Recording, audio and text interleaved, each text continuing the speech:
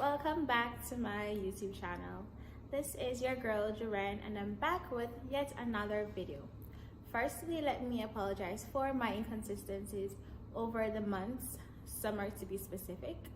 I was definitely inconsistent with my promise I made of uploading regular videos of concerns students might have in studying to Canada. Now, this was for a good cause. I was working full-time in the summer. That way I can make enough money so I can pay for my finances as a student. Now, I know that I was not able to fulfill my obligations, but I'm back on campus now. I'm working part-time, so I have more time on my hands so I can try to address the different concerns and needs of you guys. And thank you very much for your patience with me, and thank you for hanging around with me for this time.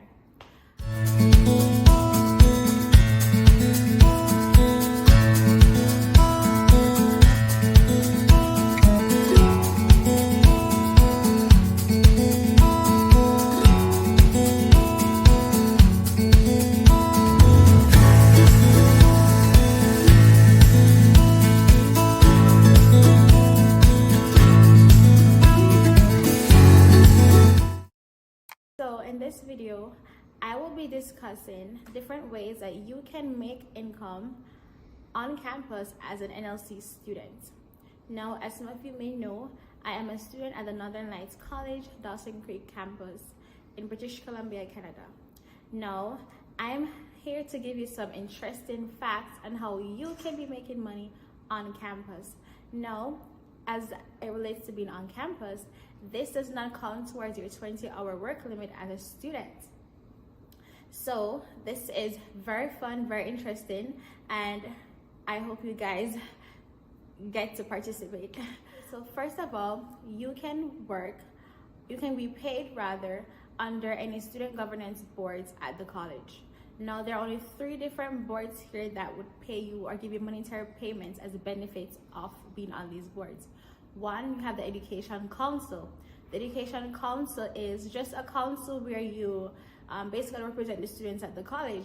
You also have the Board of Governors. This is like a board where you sit with other staff members on the college, like the president, the vice president, and basically other members of the college. So it's not only representing students, it is representing students, but it's also giving your ideas with other officials at the college. Now, you also have the Student Council, where you can be paid if you are the vice president or the president. So those are the 3 different student governance boards that you can be paid at the college. How interesting. Please note, however, that you have to be a successful candidate for these posts, as these are nominated posts where you have to run in an election, and only successful candidates will be able to fulfill those positions and therefore be paid the monetary benefits that it comes with. Now, moving further, you can also be paid as a tutor at the college. Now, tutoring, it might seem like something pretty hard, like a hard task on your hands, but trust me, it's not at all. So, tutoring at Northern Lights College, you can spend any time, any free time, any available time that you have to make some extra cash. And this does not count towards your 20-hour limit. So you can work as much hours as you can, or as much time that you have available on campus. Now, as related to tutoring, to be eligible for this, you have to be competent in the course area that you want to tutor in. So it takes a process with you speaking with the learning support specialist on the campus, and she would go over your transcript, and then she would give you feedback on if she believes that you are eligible enough or fit to tutor in that particular course. So I hope you find that interesting, and I hope that you participate someday. Okay, so thirdly, you can make income as a student housing assistant. A student housing assistant is someone who assists the student housing managers at the college.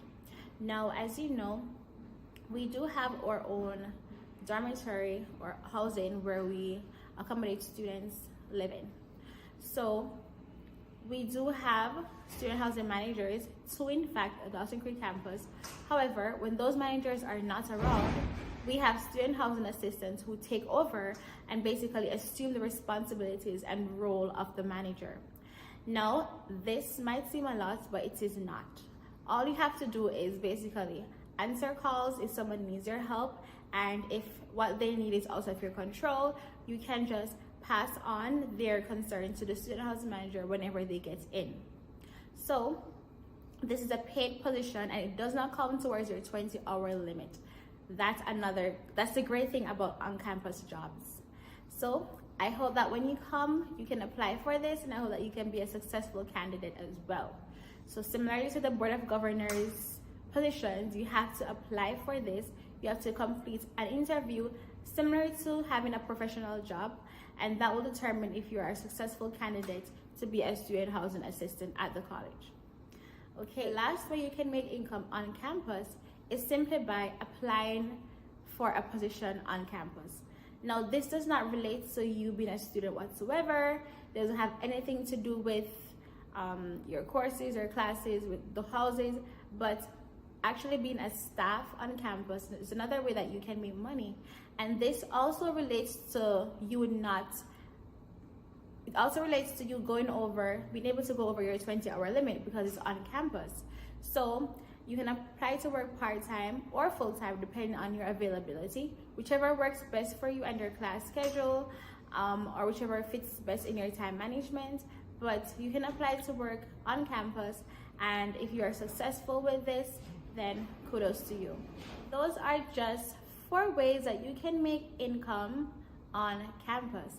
Now, this might also be extra income because if you have the time, you can be doing any of these jobs separate from your 20-hour working experience that you would have off campus, because this does not count towards your 20-hour work limit. So this would not affect your 20 hours limit that you have as an immigration obligatory. So you decide. You can look at your class schedule, your availability when you're here in Canada, if you get the chance to be a student in Canada, and if it so happens that you are, then this is just some extra way that you can make some income. I hope that this was a very vital or relevant video to you, and I hope that you did learn something. So moving further from this, in my upcoming videos, I'll be sharing more juicy topics, giving more nuggets on different interesting things that you should know as a student in Canada.